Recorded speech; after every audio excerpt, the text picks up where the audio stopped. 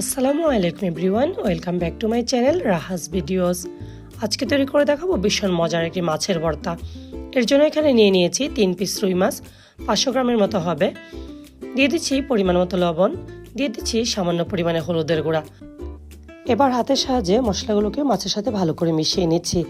মিশানো হয়ে গেলে মাছগুলোকে এবার ভেজে নেব। মাছগুলো ভেজে নেওয়ার জন্য চুলায় একটি ফ্রাইং প্যান বসিয়ে দিয়েছি। দিয়ে দিচ্ছি 1 টেবিল চামচ পরিমাণ খাঁটি সরিষার তেল। তেল গরম হয়ে গেছে, দিয়ে দিচ্ছি মাছ। চুলাটা মিডিয়াম ফ্লেমে রেখে মাছগুলোকে একটা সাইড ভেজে নিচ্ছি। 3 থেকে 4 মিনিট ভাজার পরে মাছগুলোকে আবার উল্টিয়ে দিচ্ছি। একইভাবে আমি মাছগুলোকে দুটো সাইড ভালো করে ভেজে নিয়েছি। মাছগুলো ভাজা হয়ে গেছে, এবার চুলা থেকে নামিয়ে একটা সাইডে রেখে দিচ্ছি। ভর্তা তৈরি করার জন্য এখানে নিয়ে নিয়েছি 8 থেকে 10টি কাঁচামরিচ, 3 থেকে 4টি শুকনা মরিচ, আমি দুটো মরিচ মিলিয়ে নিয়েছি দুটো বড় সাইজের পেঁয়াজ, নিয়েছি একটা মাঝারি সাইজের রসুন।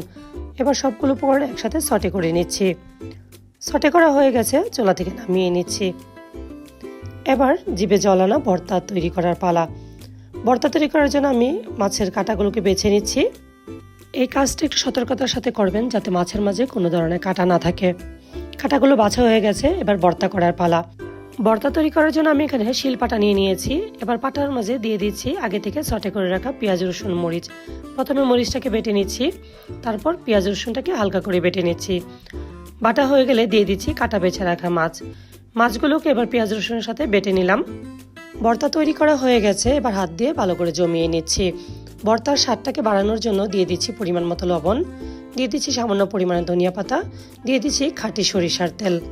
এবার হাত দিয়ে সবগুলো উপকরণ ভালো করে মিশিয়ে নিচ্ছি। আর তৈরি হয়ে গেল আমার জিভে জল আনা মাছের ভর্তা।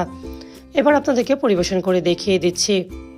গরম গরম ভাতের সাথে পরিবেশন করে নিয়েছি ভীষণ মজার এই জিভে জল আনা রুই মাছের ভর্তা। বাসায় এইভাবে ট্রাই করবেন। আশা করি মাংস পোলাও রেখে আপনারা এই রুই মাছের ভর্তা দিয়ে 2 থেকে 3 প্লেট ভাত খেতে পারবেন। আশা করি রেসিপিটি আপনাদের কাছে ভালো লেগেছে। ভালো লেগে থাকলে চ্যানেলটিকে সাবস্ক্রাইব করে পাশে থাকবেন।